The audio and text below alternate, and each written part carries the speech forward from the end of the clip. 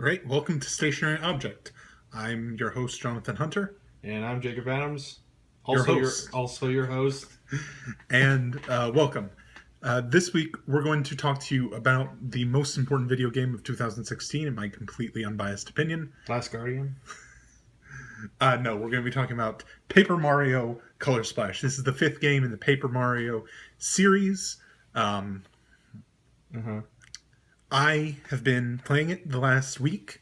Yeah. I have played almost all of it in the last week, despite a relatively busy school schedule. Yep.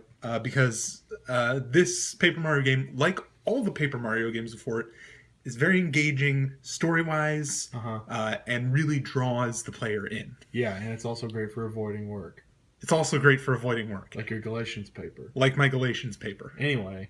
Anyway, so this isn't obviously going to be a full review, or I'm going to try not to spoil any of the plot because Don't spoil the plot. No one knows what happens.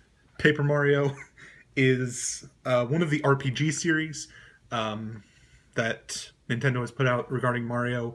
It's the Paper Mario series was sort of a spiritual successor to Super Mario RPG, and you can see a lot of the elements of Super Mario RPG have showed up in the Paper Mario series. But this game, so far, my appreciation of it is that it is the third best Paper Mario game so far, coming after the first two games, Paper Mario and Thousand Year Door, but coming ahead of Super Paper Mario and Paper Mario Sticker Star. Which is not formally recognized by the community as Super Mario or Paper Mario fans. Those are both generally panned by the Paper Mario community. Yeah. The gameplay mechanics. Okay, so like Sticker Star before it, Paper Mario Color Splash returns to the turn-based combat of the first two games instead of the non-turn-based combat of Super Paper Mario, which is a welcome thing for them to have done.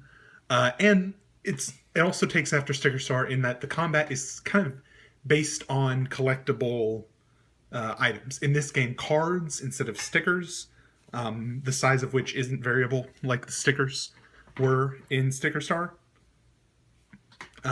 Which, if that makes any sense to you, you're doing better than I am. Because... Okay, so say you might have like 5 hammer cards in your hand, and that means some of them are bigger than others. Yeah, you have room to do 5 hammer attacks over the course of various turns. And if you run out of hammer cards, you can't use your hammer to attack. Makes sense. This introduces a level of Skepticism. a level of I'm supplying the wrong word. A level of tension purpose. into even your basic attacks. One thing about the original 2 games is that you can always jump and you can always use your hammer, but sometimes those wouldn't do enough. Those wouldn't hit enough enemies, and that's why you would want those stronger attacks that cost FP or cost star points or cost something else to use, but you always had access to your basic attacks. In this game, you can run out of the ability to attack pretty much, or you can get to the point where you're spending money in the course of a battle to get a card you can use to perform an attack on a turn. Yeah, I hate it when you can lose the ability to attack in a game. Yeah, it's one of those things that, I mean, like, there are lots of positives just from observing him playing Color Splash. There are lots of positives that this game brings to the table that I can see. I played the original Paper Mario and I was really bad at it because I was too young to conceptualize the way RPGs are supposed to work, or too dumb as a child. Anyway, the point is, the game seems to have a lot of great elements, but as far as one that I wish was not present is if you could lose the ability to attack. To me, it just kind of takes away from a lot. I know you can. Yeah. I know you can work it out. I mean, I know you can spend coins to spin the wheel and get attack cards, but even then, it just kind of drags. Yeah, I don't love it as a mechanic. One thing I should say, even though the Paper Mario series, including this game, are RPGs, they're very light RPGs, and this is not to insult younger Jacob, but just to give you more of a feel for the game, that you can play them in a relatively compressed period of time. Even I, an extremely slow-paced game player, I think I 100%ed the original Paper Mario in as little as 100 hours. And that's nothing when you're looking at some of the more intense, involved RPGs, of course. One thing that is interesting about the gameplay mechanics is that you have variable amounts of paint of the three primary colors, red, blue, yellow. And you have to have the right colors of paint to like fill in your cards so you can use them, or to fill in spots on the map. And so you're paying attention to that. And I feel like that does add to the game, as opposed to like the flower points that you had in the earlier games, which weren't variable. Like you just had a set amount of flower points. Whereas in this, you could have all the red and blue paint in the world, but if what you wanted to do required yellow paint or required like orange or the other color that includes yellow, green, then you wouldn't be able to do anything until you found some yellow paint. But there's paint readily available. It's not like you're going. There's no survival mode. No, yeah, it's low paint count.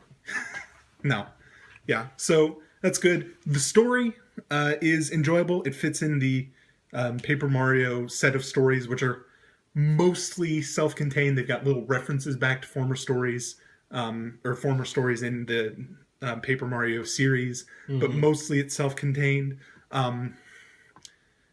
This one actually introduces a clever way to introduce the mechanics from Super Paper Mario into A level without making them the mechanics of the game. I'm not going to ruin that for you, but it's really interesting. And again, as someone who wasn't really a fan of Super Paper Mario, I still found the way they brought those mechanics in kind of fun. But those mechanics are... no, I think I understand them. Let me give it a shot. Got it. The mechanics in Super Paper Mario have to do with making a game that's really boring more interesting by introducing 3D environments into a 2D world. Yeah.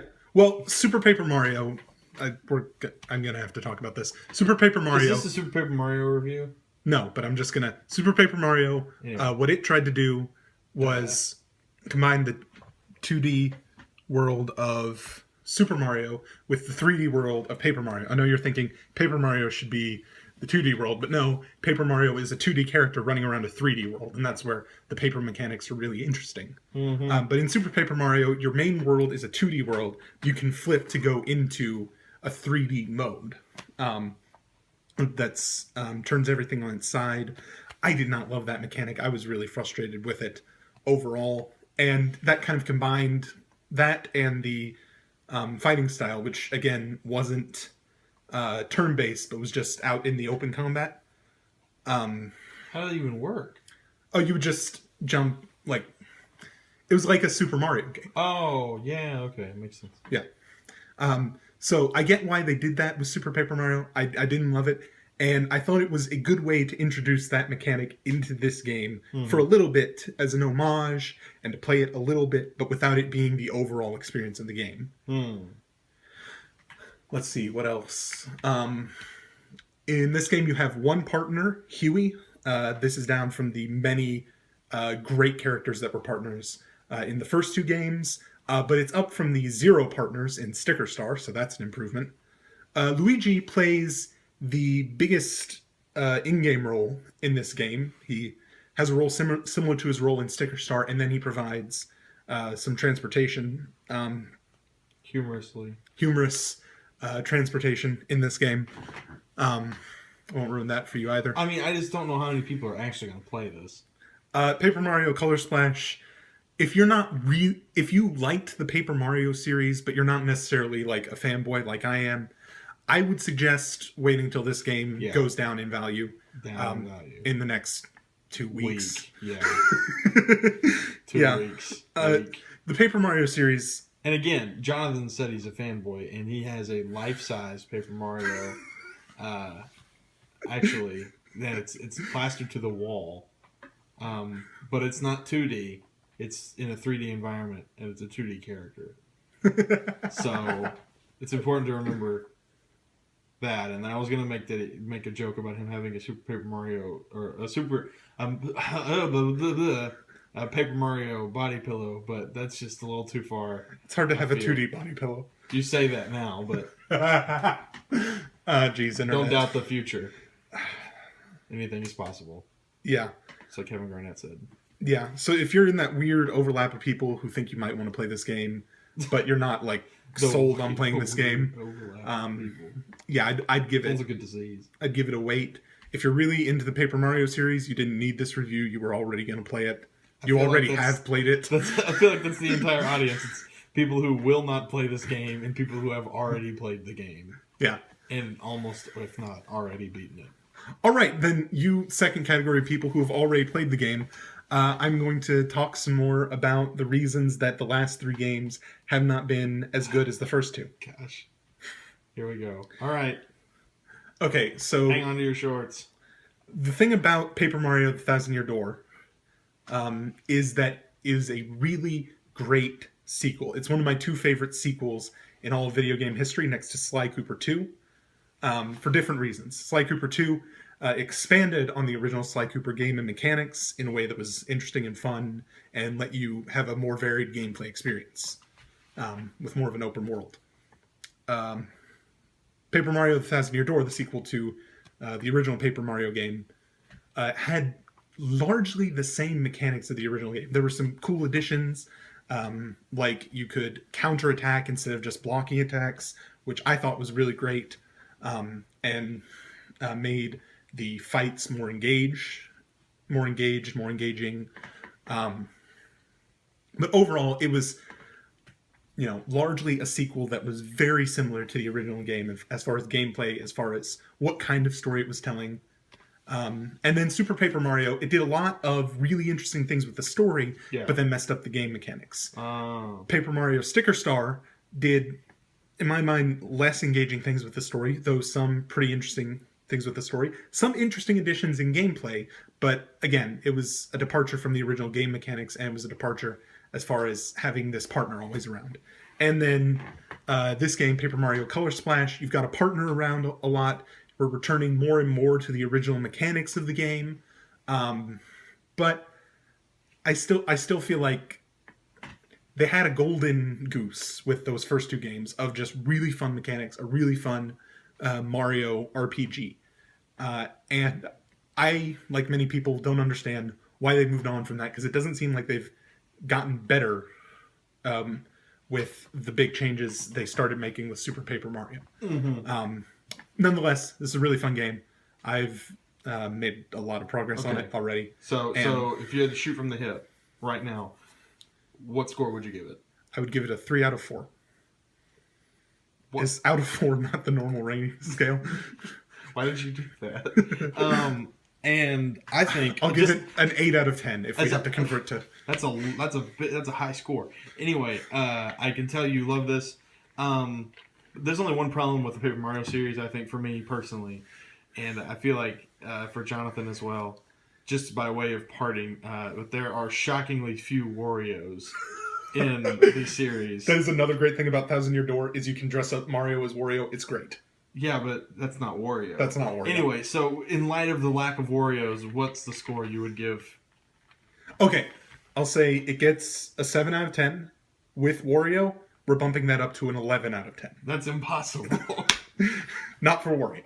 He's a greedy guy with an onion nose. Anyway, so oh jeez. So yeah, again, Jonathan is a self-avowed Wario evangelist, more or less. Anyway, just in case you were wondering, our stationary object this week was a lockpick, which we neglected to mention until just now. Or did we mention it already? Okay, good. Yeah, he's shaking his head no. He didn't say anything. Now he's giving me a thumbs up, so everything must be good. Well, again, thanks for joining us for this very exciting review of a game you probably won't play. I've been Jacob. And I still am Jonathan. Okay, wow, that was very clever.